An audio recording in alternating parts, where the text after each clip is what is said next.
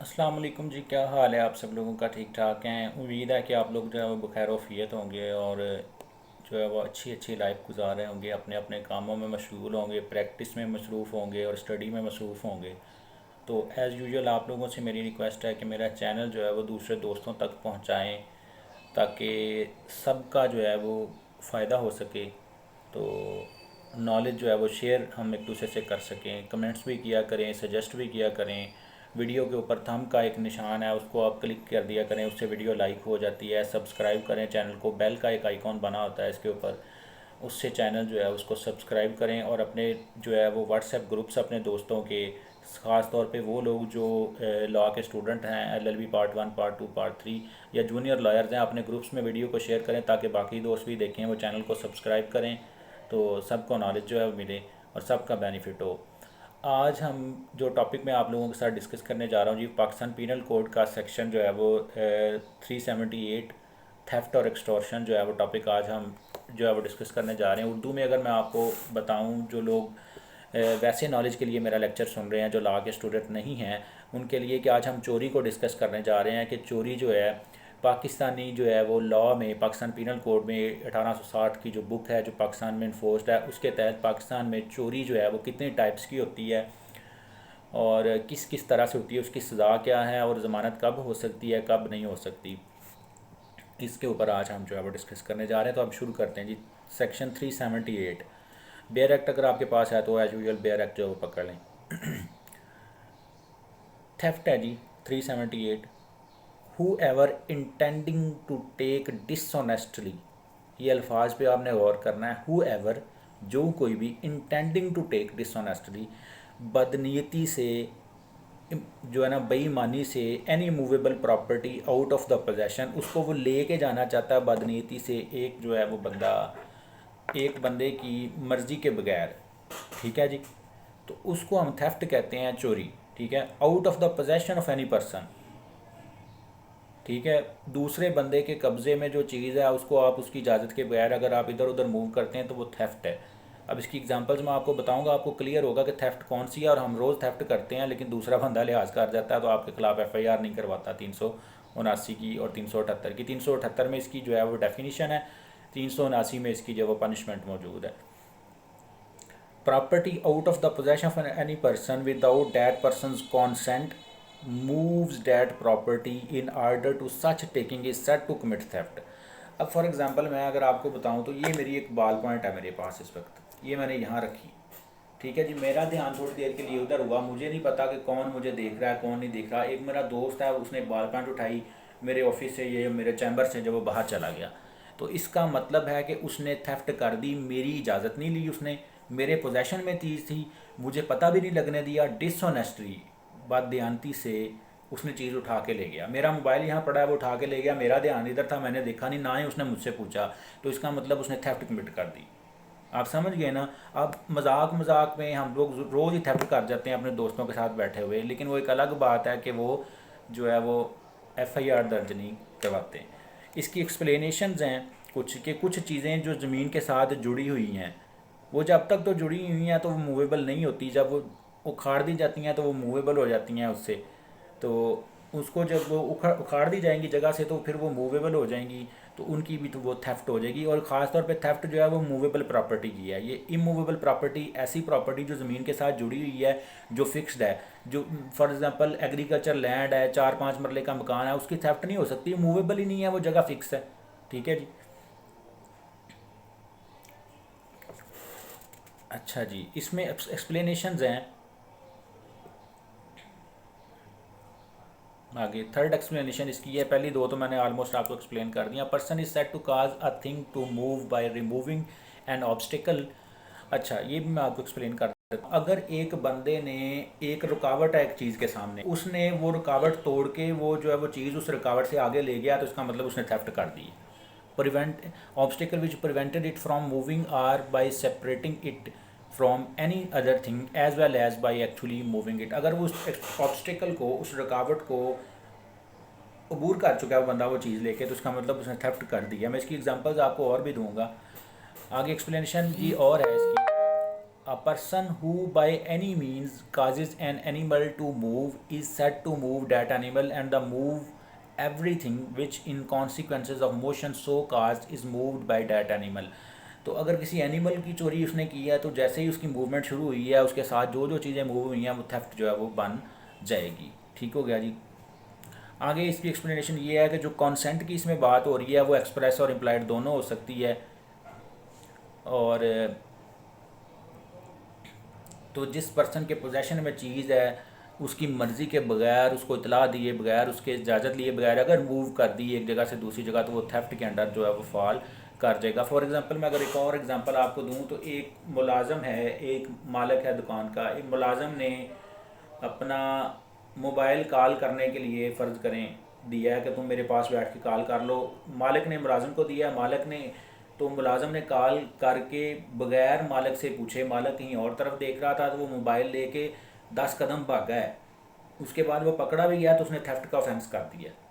ठीक है, 10 कदम भागने से ही उसकी इंटेंशन जो है वो शो हो जाएगी कि वो लेके जाना चाह रहा था उस मोबाइल को डिसऑनेस्टली एक जगह से दूसरी जगह। अब हम देखते हैं कि 379 जो है उसमें इसकी पनिशमेंट क्या है।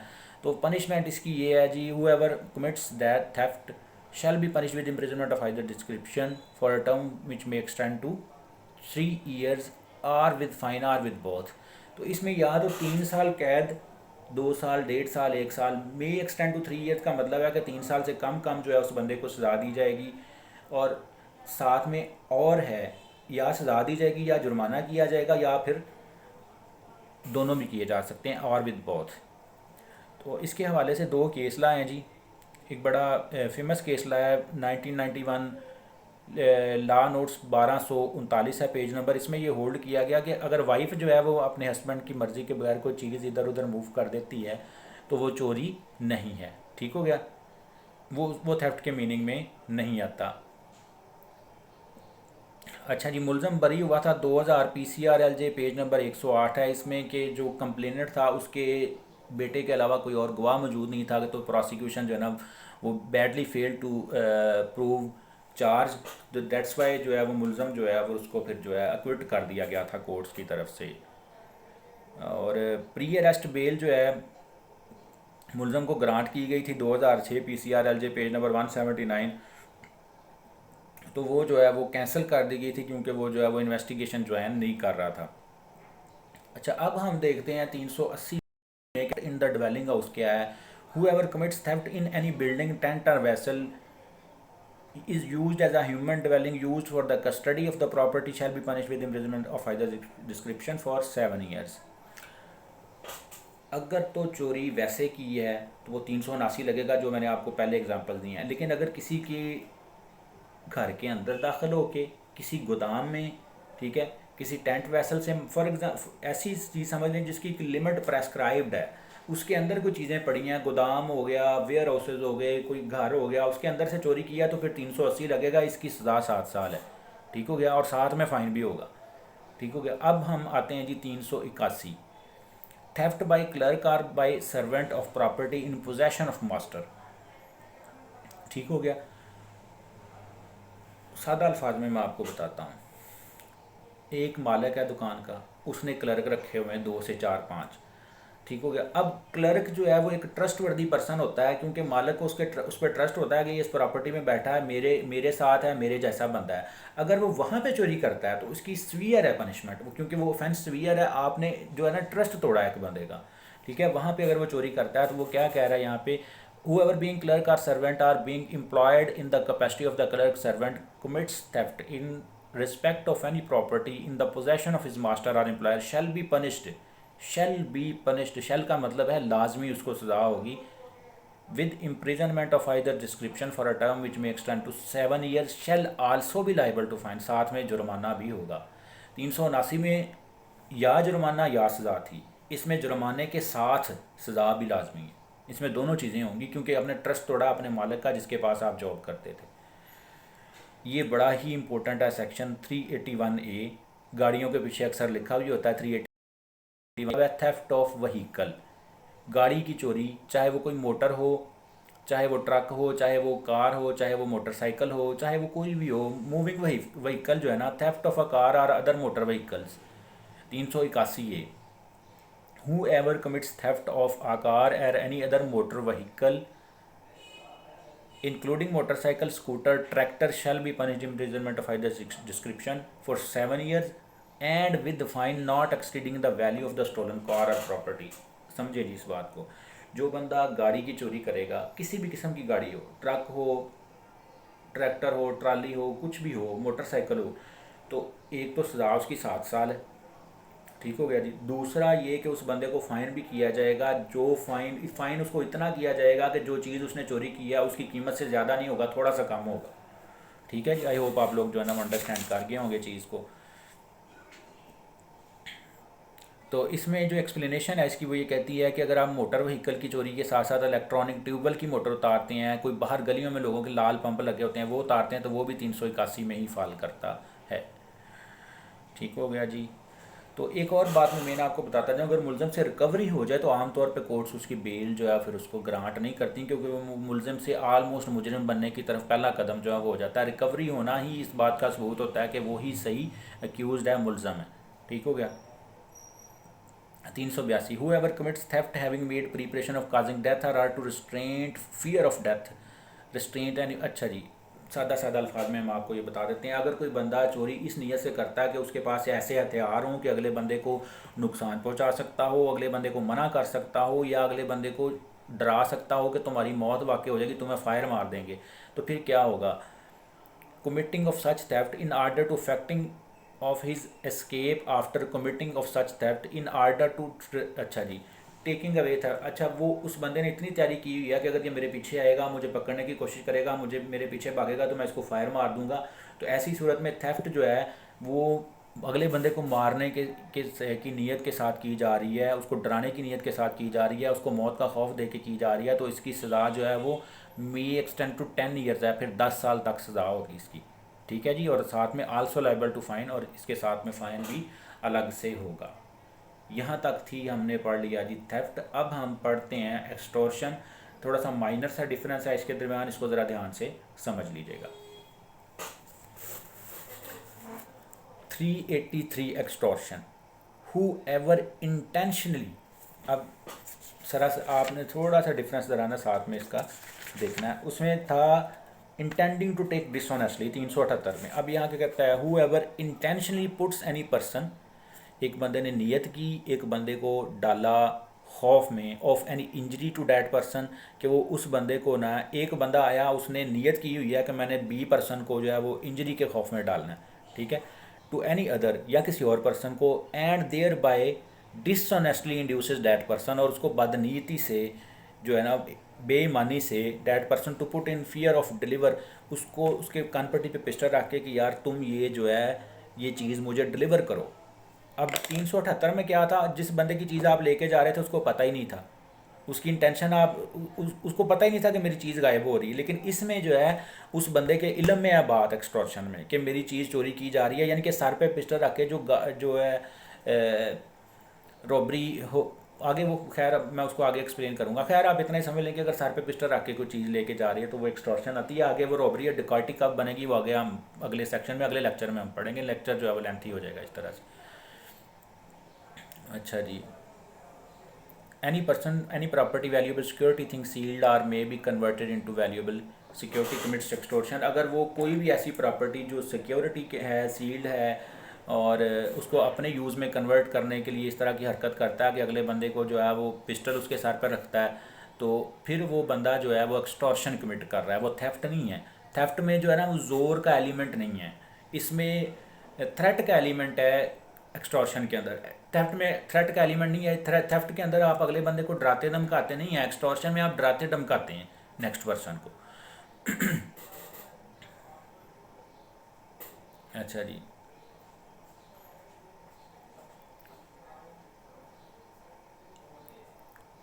अच्छा इसकी एग्जांपल है जी कि ए पर्सन है, उसने बी पर्सन को कहा कि मैं तुम्हारे खिलाफ जो है वो डेफामेटरी स्टेटमेंट जो है ना लिखूंगा, नहीं तो तुम मुझे पैसे दो।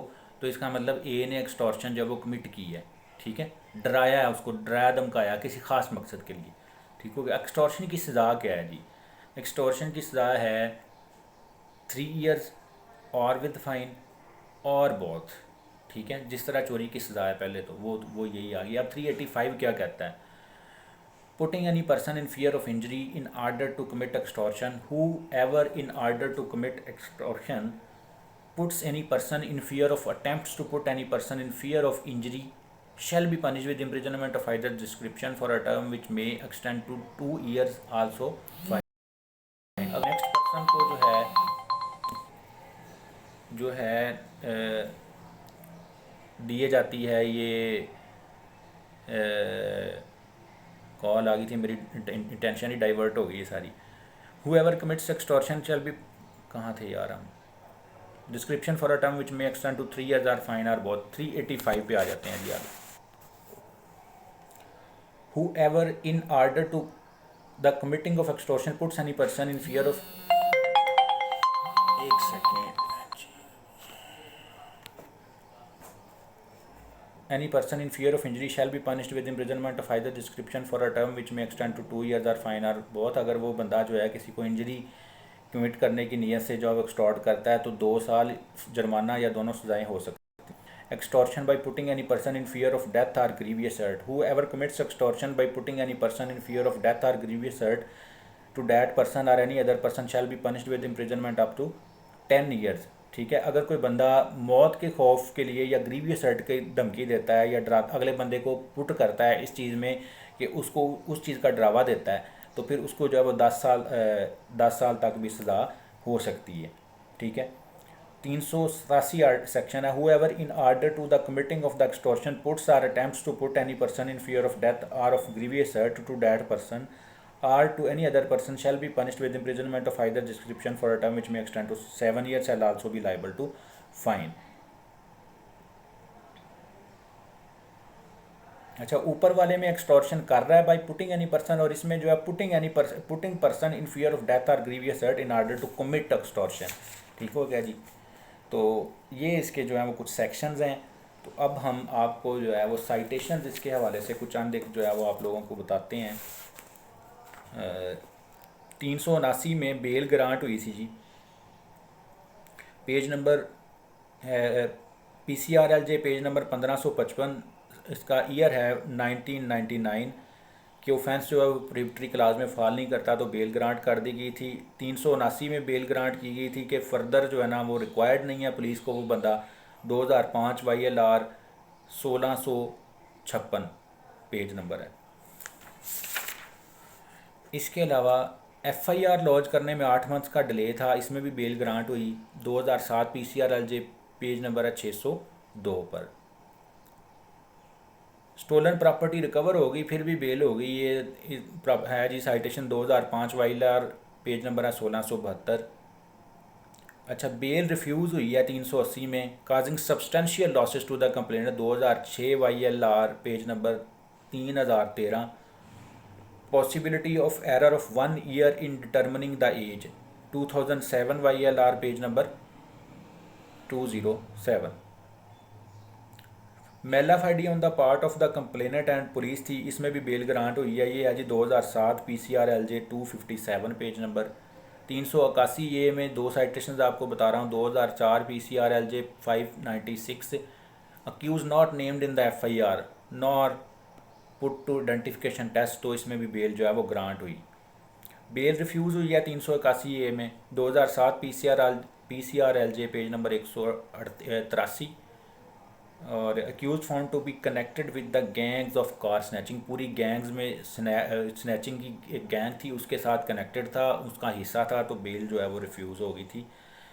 और 2006 YLR 3088 पेज नंबर है, some part of robbed recovery property recovered, तो इसका मतलब है वो मुलज़म है, तो फिर यहाँ पे बेल जो है वो रिफ्यूज़ हो गई थी। Accused had no criminal background, फिर बेल ग्रांट हुई। 2007 YLR 2452 page number. Accused found sitting in the car, क्योंकि उसने किया ही कुछ नहीं था, साथ वो सिर्फ गाड़ी में बैठा था, तो उसको बेल जो दी गई थी। 1999 PCRLJ पेज नंबर 412। तो उम्मीद है आपको लेक्चर पसंद आया होगा, दूसरों के साथ शेयर करें। थोड़ी सी डिस्टर्बेंस हो गई थी कॉल की वजह से, तो इसको इग्नोर कीजिएगा। अस्सलाम वालेकुम।